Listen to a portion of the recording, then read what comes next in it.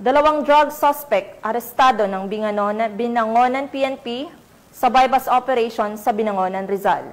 130,000 pesos na halaga ng ipinagbabawal na gamot, kumpiskado. Police Staff Sergeant Jacob Israel de la Cruz, ibalita mo.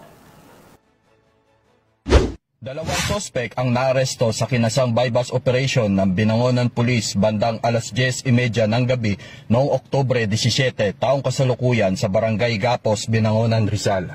Kinilala ang mga sospek sa mga alias na Kenneth, 25 anyos at Jen, 19 anyos, kapwa residente ng nasabing barangay. Nahuli sila matapos benta ng shabu ang isang pulis na nagpanggap na buyer.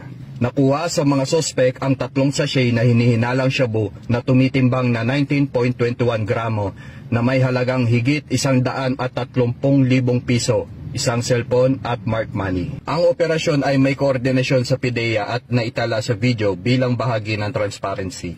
Kasalukuyan nakakulong ang mga sospek at maharap sa kasong paglabag sa RA 9165. Patuloy ang panawagan ng Rizal Police sa publiko na makipagtulungan sa kampanya kontra droga.